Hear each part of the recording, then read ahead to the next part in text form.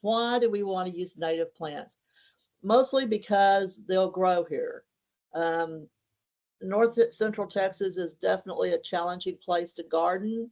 We have this fabulous clay soil. We have the wonderful winds. Um, we have vast temperature changes. We just have it all. But we live in suburbs that, by and large, have been landscaped by people conditioned to appreciate a fairly formal landscape, something that, looks neat and tidy and has grass. And that's what we're going to try to help them get past here. We can reduce our maintenance. We're not eliminating maintenance. You could never do that with a growing thing, as any parent knows. And they'll improve your soil quality. So here's the plant hardiness zone that we've all shopped with for many years.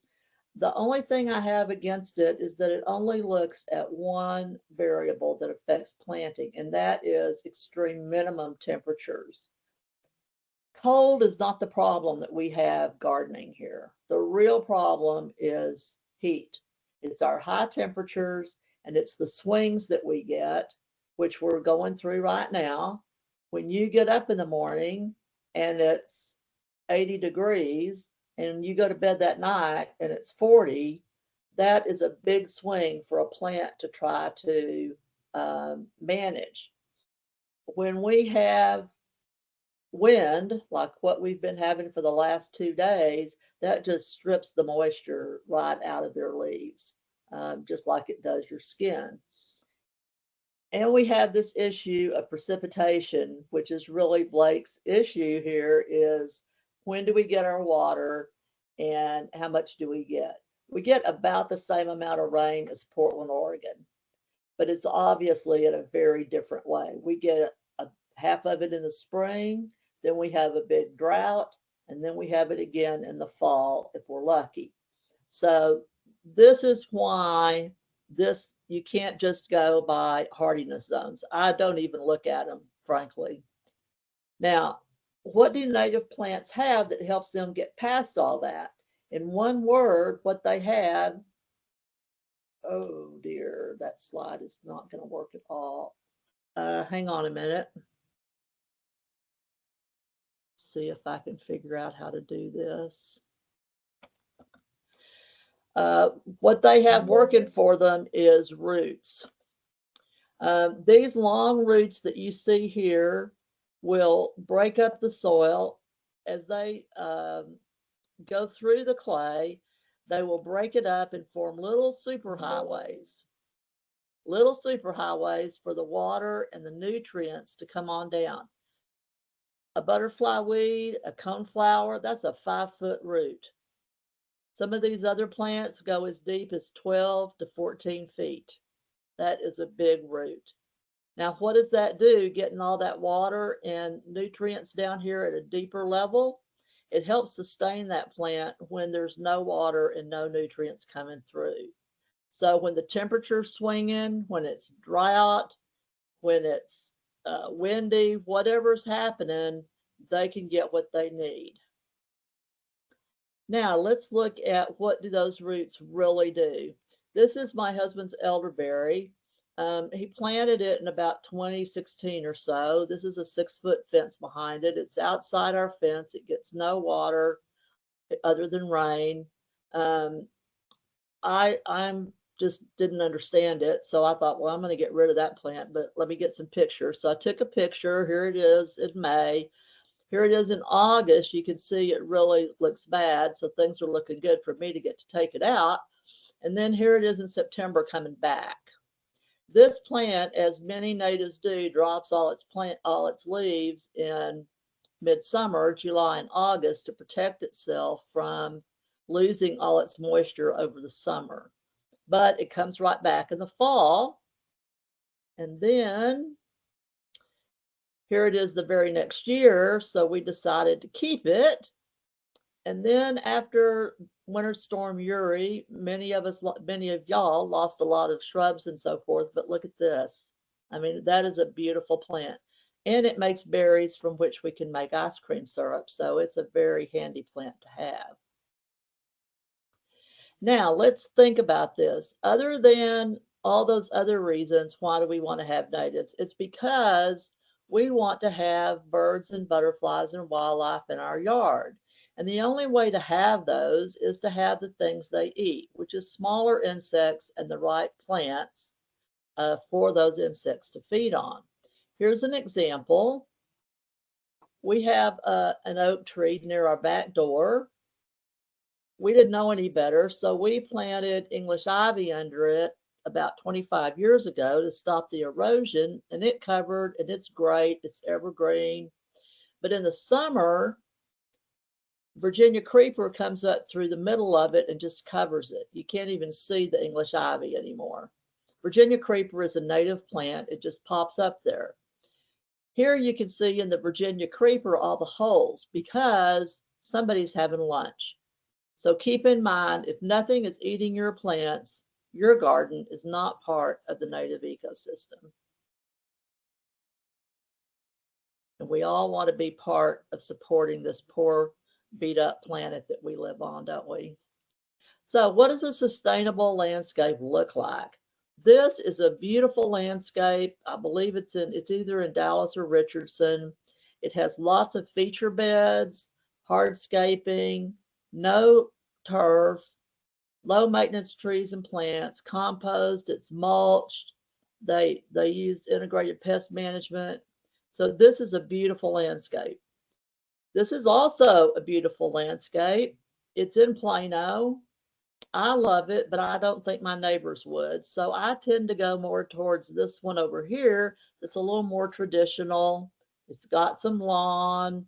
People are used to seeing lawn. They like to see, some HOAs require some lawn. That's fine. But in these beds, these are all native plants. So that is in and of itself beginning to replace the native plants that were destroyed when development occurred in this area. Now, how do you get started with native plants? Well, there's two things to do. One is to add natives to your existing beds, and one is to remove turf and install new beds. So let's start with just fixing what you've already got. Let's take out all the dead plants and the ones that are not thriving and they're just not happy there. And let's, instead of planting a bunch of vincas or something like that, that's a seasonal plant that you're going to have to replace every year, let's put in some perennials that will bloom for you year after year after year, and all you have to do is cut them back. So let's do that. Now, as long as we're doing all this new planting and installing new beds and so forth, let's plan so that we have year-round interest. That's either blooms or berries or foliage change. Let's get plants that have similar sun and water crop requirements together. That's the biggest mistake I see many homeowners make. And let's add some flowering understory trees because there are a lot of birds that nest between 10 and 20-foot heights. And we're not real good about having trees at that height. We tend to have big canopy trees and then shrubs is the next height. So let's give them some place to go. Natives are our friends here and we want to treat them that way. So we want to have good prepped beds. If you're putting in new beds or even if you're reworking your old ones, let's give them some long sweeping curves. That'll look more natural. And be careful, whoever does your mowing, whether it's you or somebody else, get a mower out there and walk around your space and see what the turn radius is, because you don't want to have to be going back and forth in a tight little curve there. When you start shopping for plants, plan for the space that you need to fill, not a specific plant. You'll be much happier if you go with a list of plants and can say, I need 2 off of this list of 6 or 7. This is an example. This is our backyard. In this space right here, we planted a Cenizo, a Texas sage. We could have just as easily planted an American beautyberry or a coralberry. But at the time we put in our pool, this was about the only thing available. So this is what we planted. And we've been very happy with it. It's a beautiful plant. It's a native. It blooms. It's just a great plant. These other two, when we were able to get them, we picked them up and we planted them in another bed. So how do you prepare your site? Well, the first thing you want to do is get rid of unwanted vegetation, which in this case means turf. And that usually in this area means Bermuda grass or St. Augustine, especially if you have St. Augustine, because that is a water hog. So there's lots of different ways to do it. You can dig out the sod. You can use a herbicide if you're very cautious. If you don't want to do any of those, you can do solarization or smothering. You can do the lasagna method. All of those are in the handout that Blake sent out to you this morning. I would note that flamethrowers are frowned on by most cities, especially on windy days. So let's avoid that, even though we're tempted. So you need to know your soil. A healthy soil has got to have a lot of microbes and other creatures in it. Around here, we have mostly clay or sandy loam. So in order to get that loose enough for both the creatures to live and also for our plants to get going, we need to plan to put about 4 inches of organic material into the top 8 inches of soil. So that would be compost or something like that, and turn it really good. You know, it's a job, but once you get it going, it'll be just fine. We haven't turned any of our existing beds in probably 10 or 15 years. So it's worth it to get it done right the first time, and then your plants will grow. Now you're getting ready to plant your plants. The first thing I want you to do is dig an ugly hole, something with rough sides and an irregular shape so that the roots on the root ball can spread out. You want it about twice the size of the root ball of the plant that you're planting, but you only want it the depth of the pot, so that whatever the top of the soil is in the pot, wherever that falls on the plant, that's where it's going to fall when you put it in your garden. So when you get your shrubs or perennials or whatever you've got, pull it out of the pot, soak it in a water root stimulator mix for an hour or so before planting if the roots are not really loose and ready to be spread out. If you have pot-bound roots like this one up here with the knife sticking in it, just go ahead, get a steak knife or whatever and shave these off. These are not doing that plant any good anyway. Just shave them off and then cut into that root ball, put it in water. You may have to work with that plant quite a bit. Generally, I recommend when you're shopping for plants, pull it out of the pot right there in the store before you buy it. Look at the roots. If it looks like that, put it back on the shelf and get another one. Find one that has nice loose roots. If you're like me and buy too many plants, more than what you can get planted right away, you're going to end up with this at some point. So it's okay to go ahead and shave those off, loosen those up. You may need to get a sharpshooter to it, whatever you need to do, but you need to fluff out those roots. Spread them out, put it in the hole, water it and mulch it, and watch it grow. Now, even native plants are going to need watering for the first year, so keep that in mind. Now, we want your neighbors to be happy with your new native landscape. That's why we're talking about natives in the suburbs in a traditional landscape. So you need to make it look like you did it on purpose. I would encourage you, if you want your front yard to look like a meadow, that you move to the country. That's just not going to give native plants and water-wise landscaping a good name if your yard looks messy. So incorporate some maintenance walkways. You're going to need 2 to 3 feet from your house unless you don't plan to ever clean your gutters or your windows or paint. And then you're going to need a walkway of some sort about every 4 to 5 feet in your bed, because you're going to have such great soil, the squirrels are going to plant trees for you and you're going to want to get them out. And there's going to be weeds are going to show up. It's just in the wind. Plant in clumps or drifts, odd numbers. You already probably know that. And plan for the mature shape. Native plants, in general, take about 3 years to reach their mature shape and size. And so it's very easy to plant them too close together, especially at the second year, because the first year they don't grow a lot because they're putting down all those roots.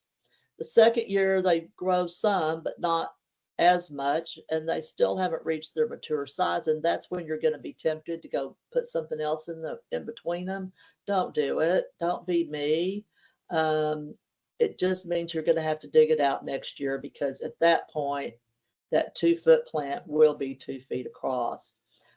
You know to put your tall plants in the back and your light plants in the shade, light colored blooms in the shade.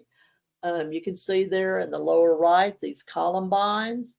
Great plant. This is dense shade. They love it, and I can see them from across the road.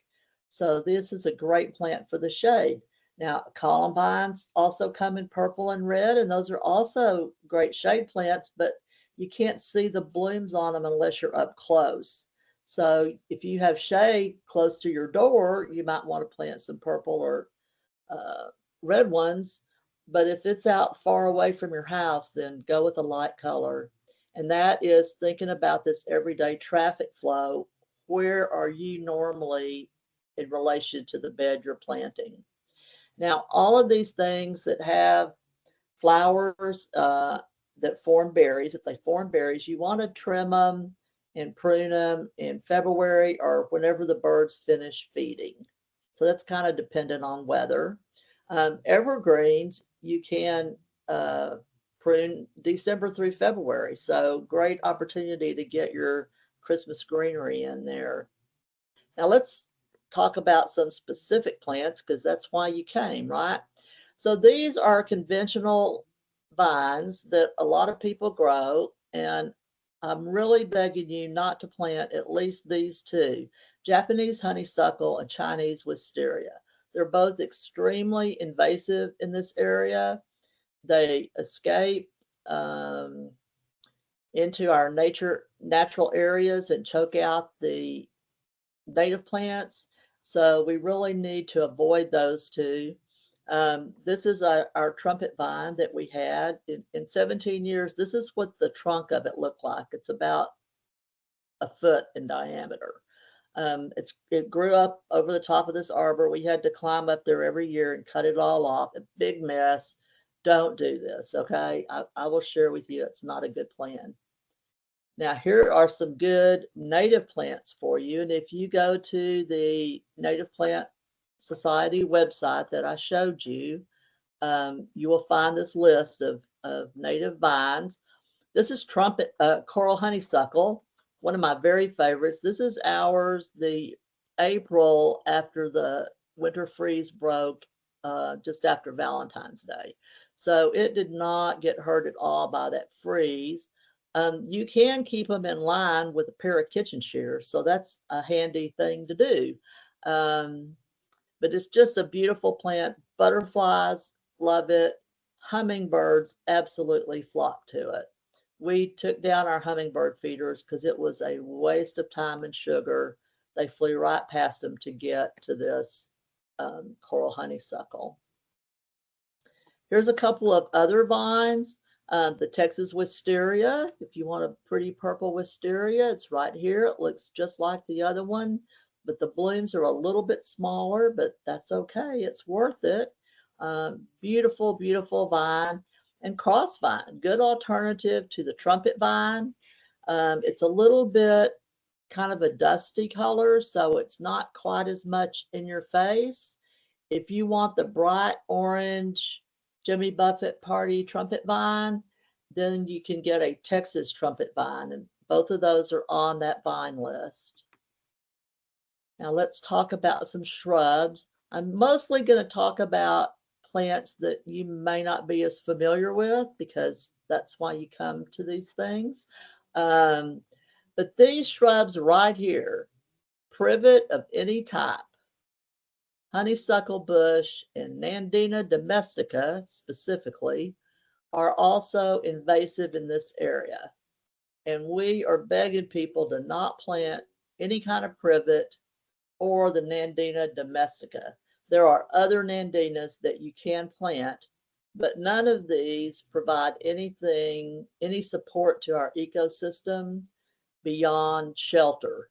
But the berries, whatever. I know the birds come and eat your Nandina berries, and then they fly to the next tree and they sit on a limb and they deposit those seeds.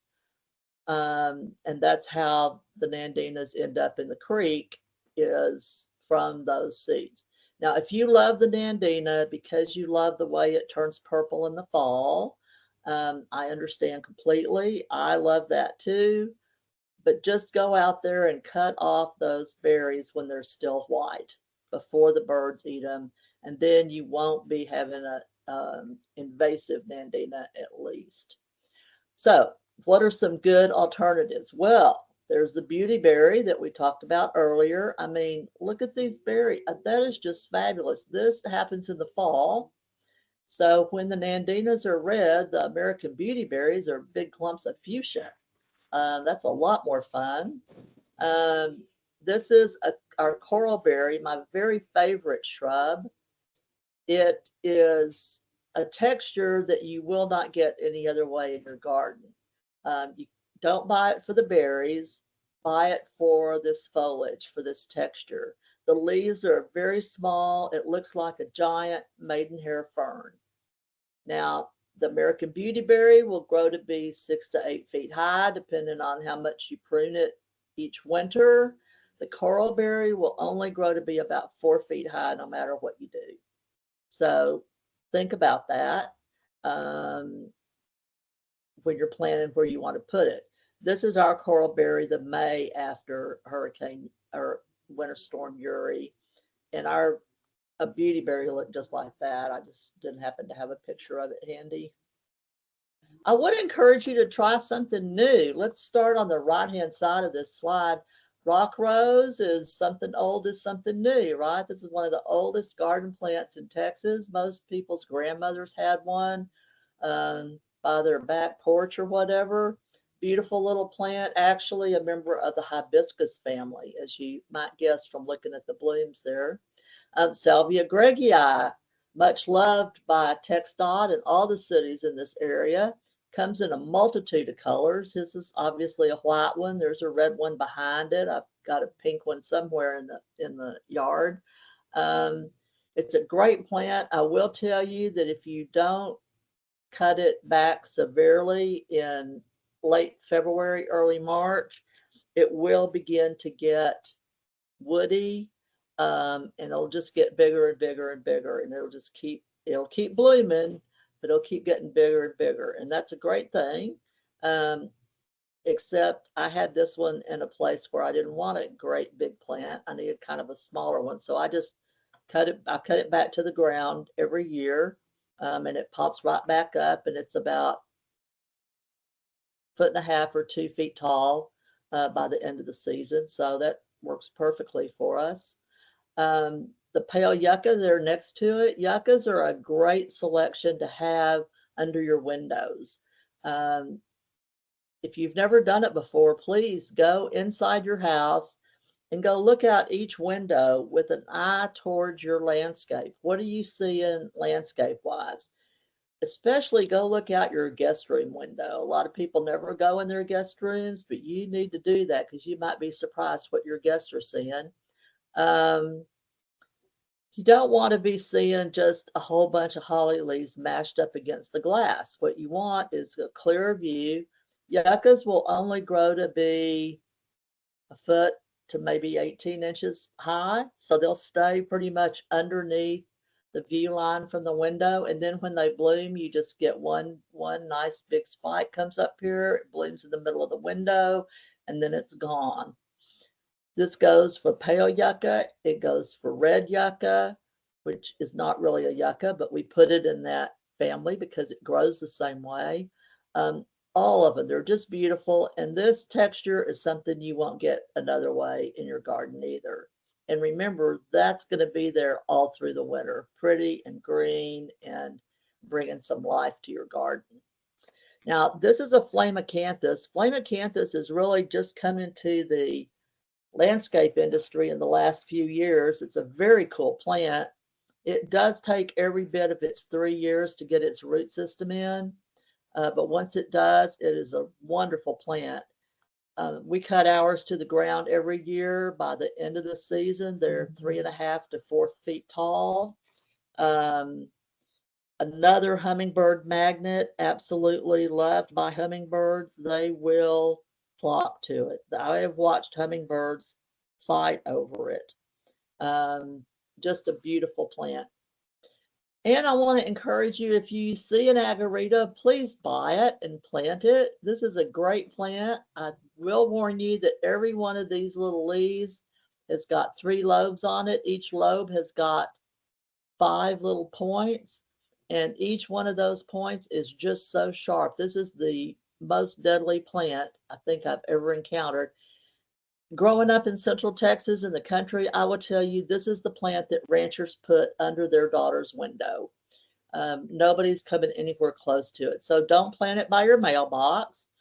We put ours in a area where our house has a corner like this, and we put our agarita right here, and it's great. You know, we just don't have to mess with it. You can collect the berries by putting a sheet underneath it, shaking it with your broom, and then pulling the sheet out, and you can make wine and jelly and all kinds of good stuff. So there's some other alternatives to shrubs I'd like you to think about. One is Turk's cap. A lot of people are familiar with it. Another hummingbird and butterfly magnet. The others are some of our beautiful grasses. Grasses, this is why I tell you to think about the space you have to fill and not about a particular product, a particular plant. The grasses will fill the same space as a shrub, but they look different. They give you a different view, another texture in your garden. They're generally pretty in the spring and summer, and then they stay pretty all through the fall and winter. And you really don't have to do anything to them. Most people kind of comb them in the spring just to get out all the dead grasses and stuff. You don't have to do that, but you can. And it does make it a prettier, healthier plant if you do. Many of us know about Gulf muley. We see those on the highways and byways of this area. But the Lindheimer's muley is an excellent specimen plant, you know, as a replacement for a shrub. It grows to be about 4 or 5 feet tall. It's just a beautiful, beautiful grass. So let's talk about flowering plants. This is kind of what we're looking at that we want to replace. I'm sure that over the next couple of weeks, the nursery centers are all going to be filled with people buying all these plants, taking them home, planting them, knowing that next year they're going to have to do exactly the same thing again, and they're going to have to pull out the plants that they just put in. So let's look at some alternatives. Well, we have some annuals that they're okay. Some of them will come back a little bit, you know, but they are much loved by our insect community. Drummond phlox, a beautiful little red or pink plant. Blackfoot daisies. I'm sure many of you are shaking your heads and said, I have killed so many Blackfoot daisies. So have I. And then I actually read the label on them and figured out that they need good drainage. They do not take wet feet. So plant them somewhere dry. I mean, really dry. And they will be very happy. Black-eyed Susan, great plant. It is an annual, but it drops so many seeds that it'll keep coming back and filling the space you have it in, and you'll think it's a perennial. Now, I have a lot of people that ask about, don't you have anything that blooms all year long? I absolutely do. This will take care of you for the whole year. You'll have color year-round guarantee.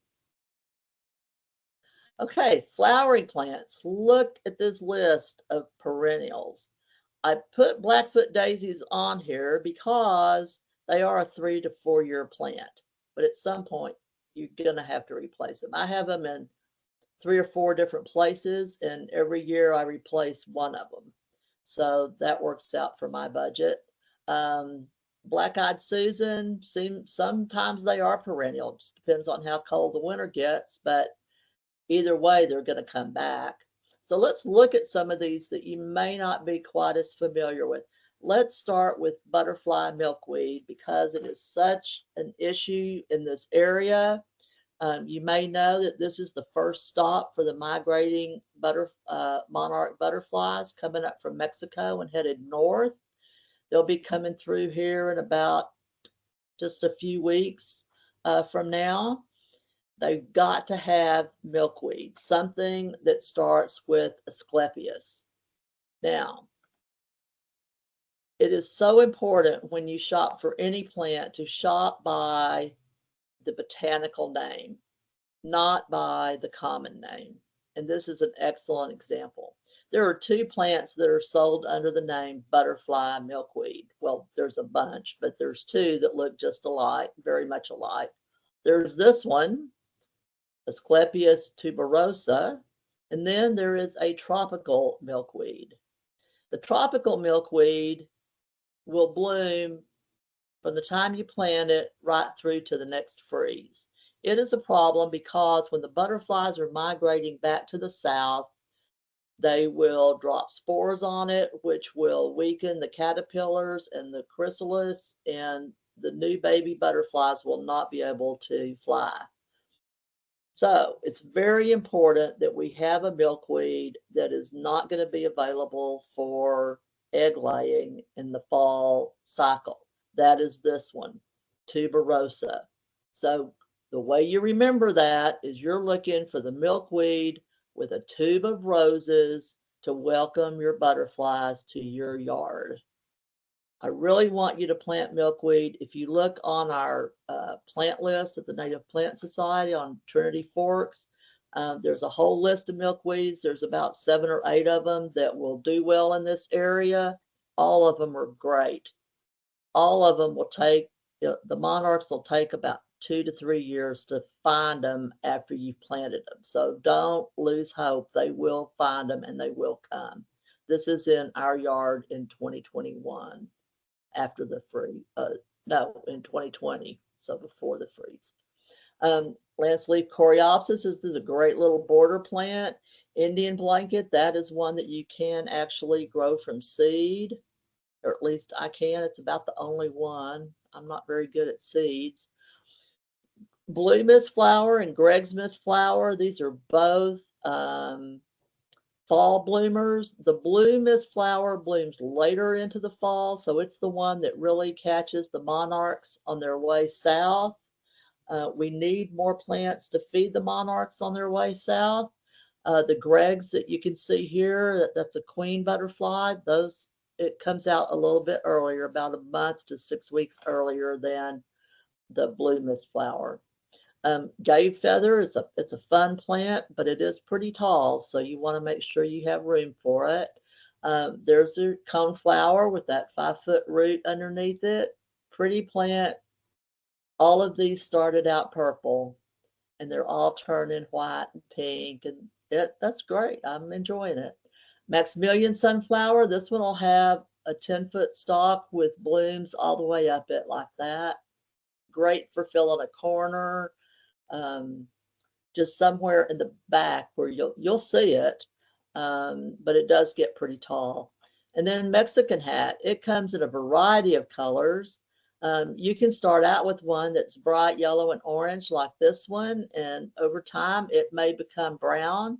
So if you plant it right in front of your wood fence, you may not be able to see it as well. I advise putting it in front of a tree or a shrub or something. Okay, here's some sages. Whoops. Mealy blue sage, also known as the Henry Duelberg. I put this picture in so you can see when I say you cut it to the ground, that's what I mean. This right here is the Henry Duelberg. I cut it to the ground. This is it in about March. Now look at this. This is the Salvia greggii that we looked at earlier. I also cut it to the ground, but at the same time, but it's grown already. It's blooming again. The Henry Duelberg or Mealy Blue Sage is a great plant for pollinators. They love it. And it gets to be shrub size. So it's almost an alternative to a shrub. It'll be about 18 inches tall and around, maybe bigger. The penstemons, I just can't recommend penstemons enough. There's quite an array of them. You can see these little bitty purple flowers here on the Gulf Coast penstemon. This is a great shade plant. Up here, this is a hill country penstemon. These are pretty big blooms. They're big enough to cause the stems to lean over. This is also much loved by the pollinators. So fun plants. Now I want to really talk about Zexmania for a minute. This one, you can see it's outside the fence. It's getting no extra water. There it is in May, later in May. There it is in September. So come September, when we really need nectar sources, this Zexmania is going nuts. And you will find this in nurseries around the area. Now, most of these plants you're not going to find at the big box stores. So pull that resource list from the Native Plant Society website. It's got a nursery list in it. There's another Salvia greggii right there, right next to the Zexmania. Both need the same amount of water, which is almost none. Okay, Texas Star Hibiscus. This is not a native plant, but it's just so much fun. I had to share it with you. Butterflies love it. Birds kind of ignore it, but the butterflies love it. You cut this to the ground, by July, it is up past your gutters. I mean, seriously, you can just sit there and watch it grow. This is it when it's first growing, and for that reason, I recommend you put it in your backyard. These are white spider lilies. If you want something that is tropical, you've got a pool or a waterfall or some kind of water feature, this is a great plant to give that tropical look. Now these are some good border plants, sundrops. These have been in the trade since 2009 for sure. It's a great plant. It does come back. It's about a 5 or 6 year plant generally for me, but I have it outside my fence. It doesn't get any attention at all, so that's okay. Wine cups, they will grow over everything. This is red yucca right here that it's growing over. It's a great plant. I love it. It grows on the side of the road. When the blooms are done, not long behind that, the leaves will die, and then you just grab that stem, which may be 6 feet long, and just give it a little tug, and it comes loose from the base, and then you just have pretty ground cover looking foliage down there. This is the fall aster, and this is what we are talking about when we talk about take out your turf and put in a bed. This bed, this picture is several years old. This bed now extends well out past the shadow from the tree there. But it's right out here in the middle of the yard, just a pretty little bed. You put a little border on it. Everybody thinks it's fabulous, even when the plants are looking ratty, which is not often because asters come up, they stay green all through the spring and summer, and then at the end of October, they bloom like crazy. You do have to keep cutting them back over the summer so that to keep them compact so that you get a really tight bloom like that. And if anybody's interested, I have a paper about that for you. Ground covers, always a big question. Well, if I take out my lawn, what do I need to put in? Horseherb is the rock star of ground covers. You can walk on it barefoot. You can mow it if you want to, but I can't imagine why you would because it only gets to be about 3 inches tall. You've probably been digging it up and throwing it away from your lawn. So just wait a couple of years and it'll all come back.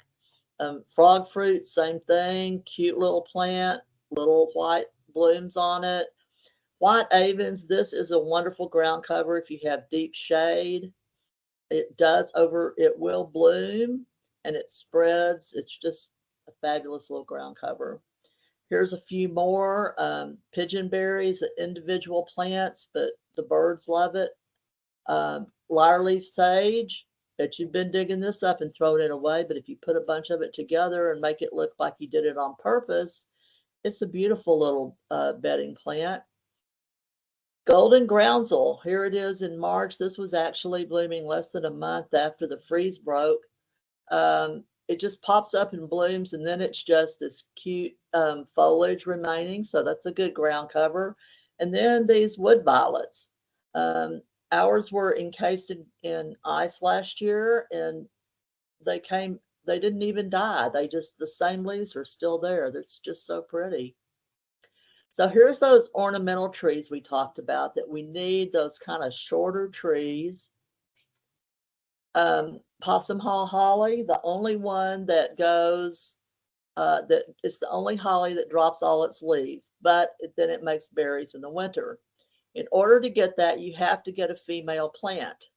So if you're looking for a Possum Hall holly and it's not time for the berries to be red, look on the plant and see if you can find old berries from last year, or maybe a little spot like this where it's getting ready to bloom, and then you know it's female. If you can't find that anywhere on that plant, it's probably a male, and that's okay. It's still a great plant. It's just not going to have berries. Roughleaf dogwood. If you are craving that dogwood from Houston or Atlanta or whatever, this is our alternative to that. You can see each of these blooms is a little cluster of white blooms. It's not a traditional dogwood. It is native, and it will be either a tree or a shrub. You don't get to pick. When you buy the plant, if it has a single stalk, a single trunk coming up, it's going to be a tree. If it's multi-trunked, it's going to be a shrub. If you get a tree, it will sucker out a little bit, so you will have some lower growing ones around it if you leave them alone. And there's that white spider lily that we talked about earlier, and there's the columbine. So this is just a great shade combination here. Mexican buckeye, if you're from Ohio and you're homesick, please get a Mexican buckeye. They're just a fun plant. Here's our Texas mountain laurel again. This is the one that we have the asters around. We had to cut it down in 2022 because of the big drought in 2021. And because it had lost some limbs to ice breakage. So we gave it the Bradford pear pruning, which is one horizontal cut 2 inches above the ground. And this is what it looked like last year. It was coming back. It's coming back as a nice big shrub. It's beautiful now. It's about 4 feet tall. It blooms, it gets butterflies, just a great thing. If you're looking for fall color, consider a flame leaf sumac. It was named that for a reason. Here's the Mexican plum. Beautiful little tree. Ours looks just like this right now. It's the first thing to bloom in the spring.